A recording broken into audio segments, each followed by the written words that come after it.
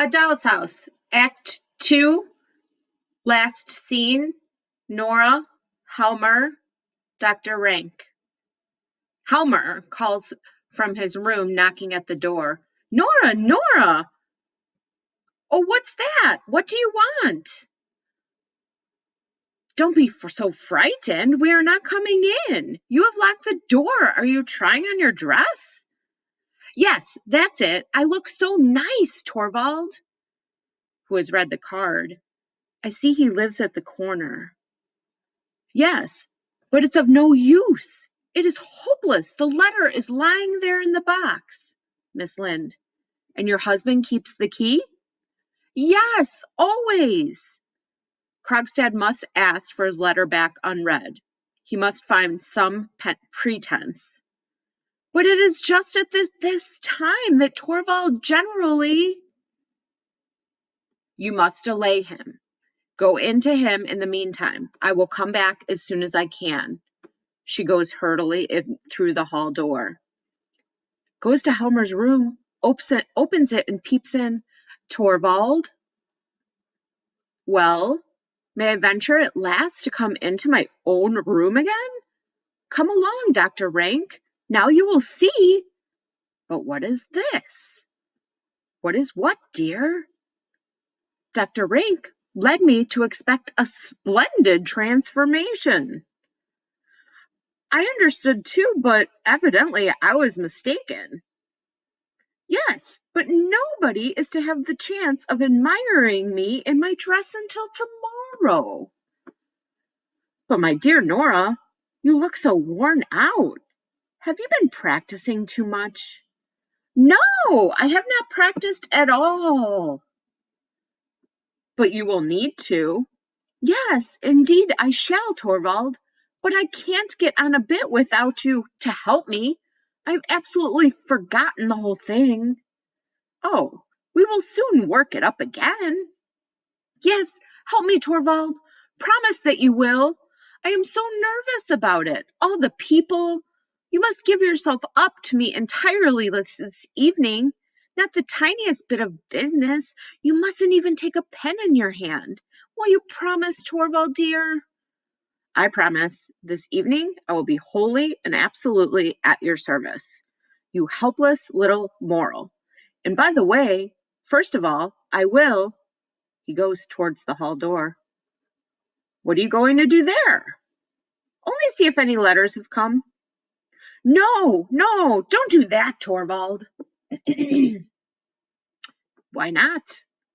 Torvald, please don't. There is nothing there. Well, let me look. He turns back to the letterbox. Nora, at the piano, plays the first bars of the tarantella. Helmer stops in the doorway. Aha! I can't dance tomorrow if I don't practice with you. Helmer going up to her. Are you really so afraid of it, my dear? Yes, so dreadfully afraid of it. Let me practice at once. There is time now, before we go to dinner. Sit down and play for me. Torvald, dear, criticize me and correct me as you play. With great pleasure, if you wish me to. He sits down at the piano. Nora takes out the box a tambourine and a long, variegated shawl. She happily drapes the shawl round her shoulder. Then she springs to the front of the stage and calls out, Now play for me! I'm going to dance! Torvald plays and Nora dances. Rank stands by the piano behind Helmer and looks on.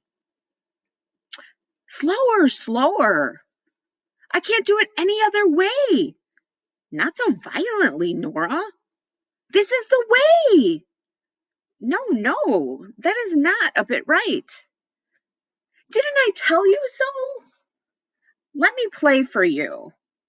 Helmer gets up. Yes, I can correct her better then. Rank sits down at the piano and plays. Nora dances more and more wildly. Helmer has taken up a position beside the stove, and during her dance gives her frequent instructions. She does not seem to hear him.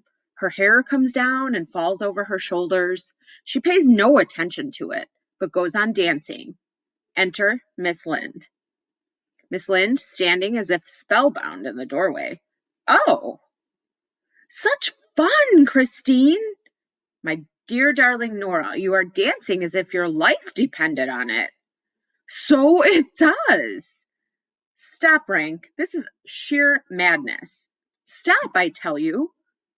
Rank stops playing and Nora suddenly stands still. Helmer goes up to her. I could have never believed it. You have forgotten everything I taught you? Throwing away the tambourine. There, you see? You will want a lot of coaching. Yes, you see how much I need. You must coach me up to the last minute. Promise me that, Torvald. You can depend on me. You must not think anything but me, either today or tomorrow. You mustn't open a single letter, not even open the letterbox. Ah, you are still afraid of that fellow? Yes, indeed I am. Nora, I can tell you from your looks that there is a letter from him lying there. I don't know. I think there is, but you must not read anything of that kind. Nothing horrid should come between us until this is all over. Rank whispers to Helmer, you mustn't contradict her. Taking her in his arms, the child shall have her way, but tomorrow night, after you have danced, then you will be free. The maid appears in the doorway to the right. Dinner is served, ma'am. We will have champagne, Helen. Very good, ma'am, and she exits. Hello! Are we going to have a banquet? Yes, a champagne banquet until the small hours, she calls out, a few more macaroons. Helen, just for once. Come, don't be so wild and nervous. Be only my little skylark as you used. Yes, dear, I will. But go in now, and you too, Dr. Rank. Christine, you must help me to do up my hair. Rank whispers to Helmer as they go out. I suppose there is nothing. She is not expecting anything. Far from it, my dear fellow. It is simply nothing more than this childish nervousness I was telling you of. They go into the right-hand room. Nora. Well, gone out of town. I could tell from your face. He is coming home tomorrow evening. I wrote a note for him. You should have let it alone. You must prevent nothing. After all, it is splendid to be waiting for a wonderful thing to happen. What is it you are waiting for? Oh, you wouldn't understand. Go into them. I will come in a moment. Miss Linde goes into the dining room.